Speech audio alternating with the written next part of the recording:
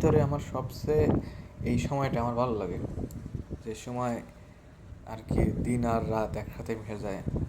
একদম ঠিক সন্ধ্যা নামার আগ মুহূর্তটা, এই সময়টা আমার কাছে এত ভালো লাগে। একেবারে ওপেন স্পেসে সূর্য আস্তে আস্তে ধীরে ধীরে একেবারে সাগরের জলের ভিতরে গায়েব হয়ে যাচ্ছে। এই দৃশ্যটা আমার অনেক ভালো লাগে। এই যে আমি আর জাহাজের আছি অ্যাকোমোডেশন এরিয়াতে, পিছনের দিকে যাচ্ছি। এখন মজার ব্যাপার হলো কি, পূর্ণিমা মনে হয় 1-2 দিনের ভিতরেই, এই জন্য চাঁদটাও অনেক বড়। আর সাগরের ভিতরে কোনো ধরনের কোনো গাছপালা বা কোনো ধরনের বাধা না থাকার কারণে চাঁদ সূর্য সব একসাথেই দেখা যায়। চাঁদ একটু উঠলেই দেখা যায় একেবারে।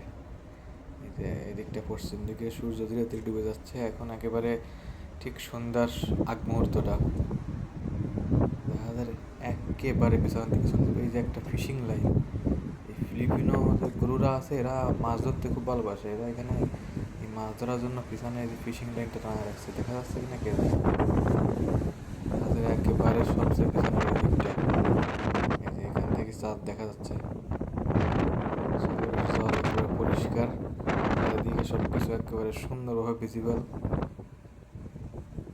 দূর দূরান্ত পর্যন্ত কোথাও কিচ্ছু নেই, কোনো জাহাজ নেই, কোনো জনমানব নেই, না কোনো আইল্যান্ড, না কিচ্ছু, একেবারে ফাঁকা ফাঁকা জায়গা।